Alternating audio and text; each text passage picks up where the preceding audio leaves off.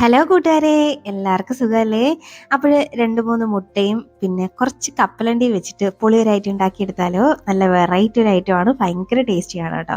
അപ്പോൾ ഇതെങ്ങനെ ഉണ്ടാക്കുന്നതെന്ന് കണ്ടു നോക്കാം. അതിന് മുന്നേ ചാനൽ ഇതുവരെ സബ്സ്ക്രൈബ് ചെയ്ത ആരെങ്കിലും കാണുന്നുണ്ടെങ്കിൽ പ്ലീസ് ഒന്ന് സബ്സ്ക്രൈബ് ചെയ്ത് സപ്പോർട്ടോടെ ചെയ്തേക്കണേ.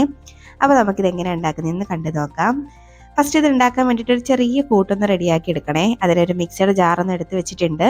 അതിലേക്ക് കുറച്ച് കപ്പലണ്ടി ഒന്ന് ചേർത്ത് കൊടുക്കുന്നുണ്ട്. ഏകദേശം ഒരു 1/4 കപ്പോളം ഉണ്ടാവും. അത് ചേർത്ത് കൊടുക്കാം. വേണമെങ്കിൽ തൊലി എടുക്കാം, തൊലി ഉണ്ടായാലും കുഴപ്പമില്ല. ഇനി അതിലേക്ക് നമ്മുടെ എരിവിന് ആവശ്യത്തിനുള്ള പച്ചമുളക് ചേർത്ത് കൊടുക്കാം. ഞാനൊരു 3 ചേർത്തിട്ടുണ്ട്. ഇനി ഇതിലേക്ക് കുറച്ചധികം വെളുത്തുള്ളി അല്ലി ചേർക്കുന്നുണ്ട്. ഒരു 10-20ഓളം ചേർക്കുന്നുണ്ട്. അപ്പോൾ ഇതിലേക്ക് വെളുത്തുള്ളി അല്ലിയൊക്കെ കൂടുതൽ ചേർക്കുമ്പോഴേക്കും ഒരു പ്രത്യേക ടേസ്റ്റ് ആണ് കേട്ടോ, അതുകൊണ്ടാണ് ചേർത്ത് കൊടുത്തത്.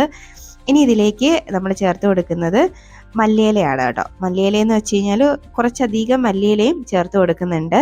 അതും ആ തണ്ടോട് കൂടി തന്നെയാണ് ഞാനൊന്ന് ചേർക്കുന്നത്. ഇനി ഇതിലേക്ക് 1 ടീസ്പൂണൊക്കെ ചെറിയ ജീരകം ഉണ്ടല്ലോ, അതും കൂടെ നമുക്കൊന്ന് ഇട്ട് കൊടുക്കാം. ഇനി ഇതെല്ലാം കൂടെ നല്ലപോലെ നിങ്ങൾ ക്രഷാക്കി എടുത്തുകൊണ്ട് വരണേ. അപ്പോൾ നിങ്ങൾക്ക് ഇടികല്ലിൽ വേണമെങ്കിൽ ഒന്ന് ഇടിച്ചെടുക്കുകയും ചെയ്യാം കേട്ടോ. അപ്പോൾ നമുക്ക് മിക്സിയിലാവുമ്പോൾ പെട്ടെന്നാവും, അതുകൊണ്ടാണ്. അപ്പോൾ അവിടെ നല്ലപോലെ ഒന്ന് പൾസ് മോഡിലിട്ട് ഇതുപോലൊന്ന് അരച്ചെടുത്ത് കൊണ്ടുവരാം. ഇനി നമുക്കിത് ഉണ്ടാക്കാൻ വേണ്ടിയിട്ട് ഒരു പാനിലേക്ക് ഞാനൊരു 4 ടേബിൾ സ്പൂണോളം ഓയിലൊന്ന് ചേർത്ത് കൊടുത്തിട്ടുണ്ട്. അത് കാണിക്കാൻ വിട്ടുപോയതാണ് കേട്ടോ. ഇനി അതിലേക്ക് ഒരു കുഞ്ഞ് സവാള ഒന്ന് അരിഞ്ഞ് ചേർക്കുന്നുണ്ട്.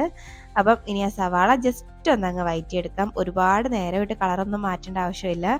ജസ്റ്റ് ഒന്നങ്ങ് വഴറ്റിയെടുത്താൽ മതിയാവേ. ഒന്ന് വെന്ത് വരണം, അത്രേ ഉള്ളൂ.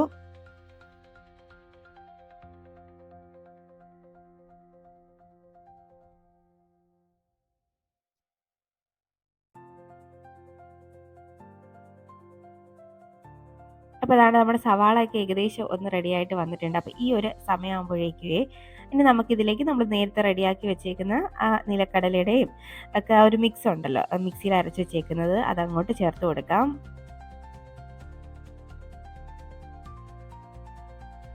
വളരെ പെട്ടെന്നൊക്കെ നമുക്കൊരു ലഞ്ച് കഴിക്കണമെങ്കിലോ അല്ലെങ്കിൽ പിന്നെ നമ്മുടെ ബ്രേക്ക്ഫാസ്റ്റിൻ്റെ കൂടെയോ അല്ലെങ്കിൽ നമ്മൾ ബ്രെഡിൻ്റെ കൂടെ ഒക്കെ കഴിക്കാൻ പറ്റുന്ന നല്ലൊരു സൈഡായിട്ട് കഴിക്കാൻ പറ്റുന്ന ഒരു ഐറ്റമാണ് കേട്ടോ മുട്ടയുടെ. വളരെ പെട്ടെന്ന് ഉണ്ടാക്കാം, പക്ഷേ നല്ല ടേസ്റ്റാണ്, അസാധ്യ ടേസ്റ്റാണ് കേട്ടോ ഇതിന്. അപ്പോൾ കണ്ടോ, ഞാൻ എല്ലാം ഒന്ന് ചേർത്ത് കൊടുത്തിട്ടുണ്ട്. ഇനി അതിൻ്റെ പച്ചമണം മാറുന്നവരെ ഒന്നങ്ങ് വഴറ്റിയെടുക്കാം. നമ്മളിതിലേക്ക് ചേർത്തേക്കുന്ന വെളുത്തുള്ളിയുടെ ഒന്നും പച്ചമണം ഒന്നും നമ്മൾ മാറ്റാതെ ഡയറക്റ്റ് അങ്ങ് അരച്ചെടുത്തതാണ്. അപ്പോൾ ജസ്റ്റ് ഒന്നങ്ങ് വഴറ്റിയെടുക്കാം.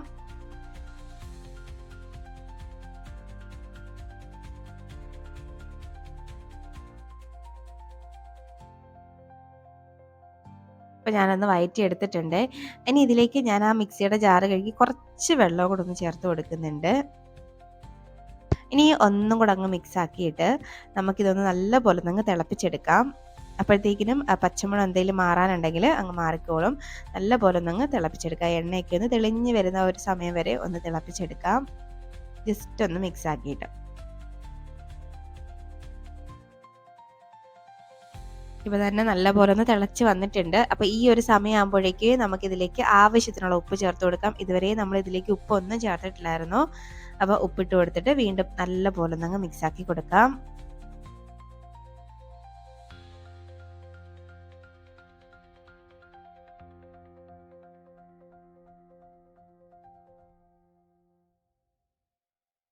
ഇപ്പോൾ ദാണ്ടെ നല്ലപോലെ ഒന്ന് തിളച്ച് വന്നിട്ടുണ്ട്.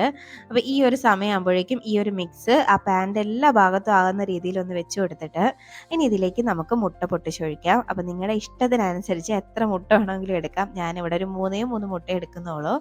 അത് ഇങ്ങനെ പൊട്ടിച്ച് ഒഴിച്ചു കൊടുക്കാം. ഒരു 3 ഭാഗത്തായിട്ട് പൊട്ടിച്ചൊഴിച്ചു കൊടുക്കാം.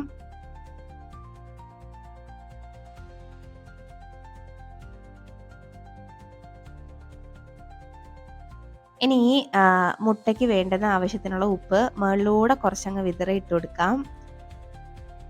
ഈ കപ്പലണ്ടിയൊക്കെ ചേർത്ത് ഉണ്ടാക്കുന്നതുകൊണ്ട് തന്നെ ഈ ടേസ്റ്റ് എങ്ങനെ ഉണ്ടാവും, കൊള്ളത്തില്ലേ എന്നൊക്കെ ചിലർ ചിന്തിക്കും. പക്ഷെ നല്ലൊരു ടേസ്റ്റാണ് കേട്ടോ. അപ്പോൾ അതാണ്ട് ഇങ്ങനെ ഒന്ന് ഉപ്പ് ഇട്ട് കൊടുത്തിട്ടുണ്ട്. ഇനി കുറച്ച് കുരുമുളക് പൊടി ഇതുപോലെ മുകളിലൂടെ ഒന്ന് ഇട്ട് കൊടുക്കാം. ഇനി നമുക്കിതൊന്ന് അടച്ച് വെച്ചിട്ട് ഒന്നങ്ങ് വേവിച്ചെടുക്കണം. ഒരു ലോ ഫ്ലെയിമിൽ വെച്ചിട്ട് അല്ലെങ്കിൽ ഒരു മീഡിയം ഫ്ലെയിമിലൊക്കെ വെച്ചിട്ട് നമുക്ക് വേവിച്ചെടുക്കാവുന്നേ ഉള്ളൂ. ഒരു 5 മിനിറ്റ് പോലും വേണ്ട ഇതൊന്ന് വെന്ത് വരാനായിട്ട്. അപ്പോൾ നമുക്കൊന്ന് അടച്ച് വെക്കാം. അപ്പോൾ ദാണ്ടെ നമ്മുടെ മുട്ടയൊക്കെ നല്ലപോലെ ഒന്ന് റെഡി ആയിട്ടുണ്ട്. ഒരുപാട് അങ്ങ് ഓവർ കുക്ക് ചെയ്യരുത് കേട്ടോ. കുറച്ചൊന്ന് നല്ല ഇതുപോലെ കുറച്ച് സോഫ്റ്റ് ആയിട്ടിരിക്കുമല്ലോ എഗ്ഗ്, അതേപോലെ വേണം ഒന്ന് കുക്ക് ചെയ്തെടുക്കാൻ. അപ്പോഴാണ് നല്ലൊരു ടേസ്റ്റ്. അപ്പോൾ ദാണ്ടെ നമ്മുടെ അടിപൊളി ടേസ്റ്റി ആയിട്ടുള്ള ഒരു കറിയാണ് ഇത്. സൈഡായിട്ട് ഇത് മാത്രം ഇങ്ങനെ എടുത്ത് കഴിക്കാനും നല്ലതാണ്, ബ്രെഡിൻ്റെ കൂടെ കഴിക്കാൻ നല്ലതാണ്, ചോറിൻ്റെ കൂടെ സൈഡായിട്ട് വെച്ച് കഴിക്കാൻ നല്ലതാണ്, പിന്നെ ദോശയിലൂടെ ചപ്പാത്തിയുടെ കൂടെ ഒക്കെ കഴിക്കാൻ നല്ലൊരു ഐറ്റമാണ്. നല്ല സോഫ്റ്റാണ്, നല്ല ടേസ്റ്റിയാണ് കേട്ടോ. അപ്പോൾ നമുക്കിത് ഇത് നിങ്ങൾ ഇതുവരെ ഇങ്ങനെ ട്രൈ ആക്കി നോക്കിയിട്ടില്ലെങ്കിൽ ഉറപ്പായും ട്രൈ ആക്കി നോക്കണേ. എന്നിട്ട് നിങ്ങളുടെ അഭിപ്രായം പറയാൻ മറക്കരുത് കേട്ടോ. കണ്ടോ, കാണുമ്പോഴേ കൊതിയാവുന്നില്ലേ? നല്ല അടിപൊളി ഐറ്റമാണ് കേട്ടോ. അപ്പം ഞാനിത് കഴിക്കുന്നത് ബ്രെഡിൻ്റെ കൂടെയാണ് കേട്ടോ. ഇതിപ്പോൾ നമ്മൾ സാൻഡ്വിച്ച് കഴിക്കുന്ന പോലെ ഒരു ബ്രെഡിൻ്റെ മുകളിൽ മറ്റേ ഇത് നടുക്കിങ്ങനെ വെച്ചിട്ട് മുകളിൽ ഒരു ബ്രെഡും കൂടെ ചേർത്ത് കഴിക്കുകയാണെങ്കിൽ നല്ല ടേസ്റ്റ് ആയിരിക്കും കേട്ടോ. അപ്പം ഞാനിത് ഒരു ബ്രെഡേ എടുത്തിട്ടുള്ളൂ, അതിൻ്റെ കൂടെയാണ് കേട്ടോ കഴിക്കുന്നത്. അപ്പോൾ എന്തായാലും നിങ്ങൾ ട്രൈ ആക്കി നോക്കിയിട്ട് അഭിപ്രായം പറയാൻ മറക്കരുത് കേട്ടോ. അപ്പോൾ ഇനി ഒരു റെസിപ്പിയുമായിട്ട് വീണ്ടും കാണാം. അതുവരേക്കും ബൈ. Thanks for watching.